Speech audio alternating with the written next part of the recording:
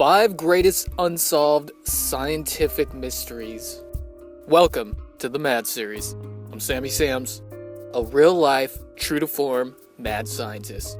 I'm a steward of science, spiritualism, and the occult. In this episode, I've put together a subjective list of 5 of the greatest unsolved scientific mysteries to date.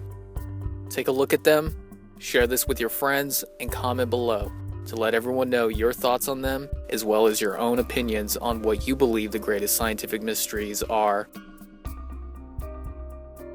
Number 5. How did language appear? Linguist Edward Vajda from Western Washington University remarks, there are nearly 5,000 mutually unintelligible forms of human language on Earth today. Animal communication generally involves body language, gestures, and other creature-specific movements and even chemical releases. However, the concept of infinite creativity with communicative symbols and language combinations appear to be entirely specific to humans alone. Moreover, it is non-existent in any capacity with primates in which humans are believed to have evolved from. Without language, no knowledge, no debate of ideas, no complex or sophisticated creation could have ever been partaken by humans. Did our intelligence allow us to speak? Or is it our ability to speak that progressively gave us our intelligence? It's a chicken and egg type of argument regardless, but what we do know is that there is a true uniqueness in the human ability to use infinitely creative spoken language. We just don't know where it came from. What do you think the origin of language is? Number 4. Are we alone in the universe?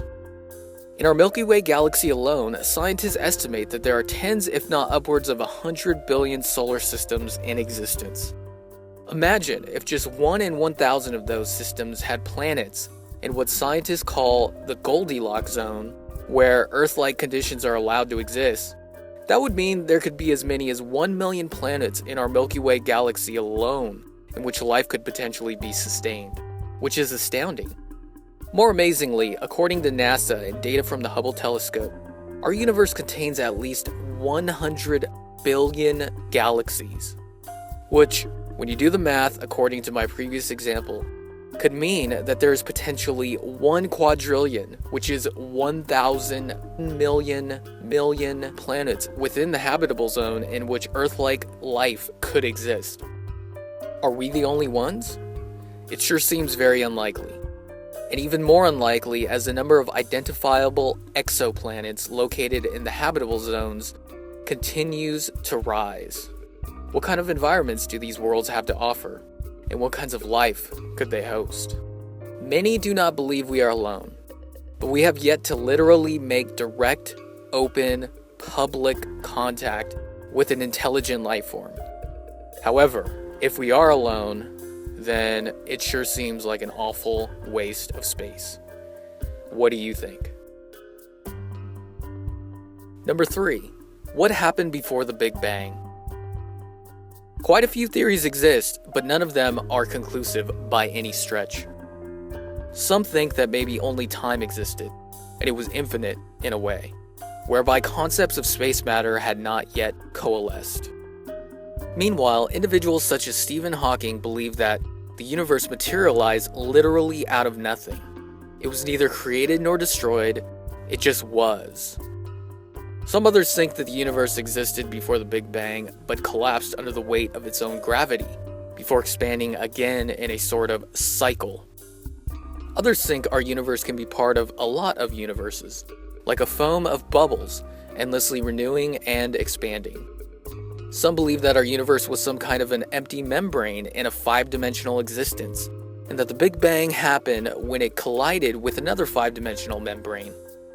Others also think that there could be an ancient universe composed of gas and radiation, which would give birth to many smaller universes like ours. What was really going on before this huge blast? What are your thoughts? Number 2. Is time travel possible? This one is up there with the most fascinating scientific mysteries that we have yet to fully grasp, and the one that most people, I believe, are fairly quite interested in. I'm sure that each one of us, at least on an individual level, had wanted to achieve this feat at one point or another in their lives. I mean, come on, how many times did you do something, regret it, and only wish to go back in time to fix it? Also, how many times were you so anxious about something that you wanted to just travel to the future, see if it would happen, or how it would happen, instead of waiting with bated breath for days, months, or even years for it to come around?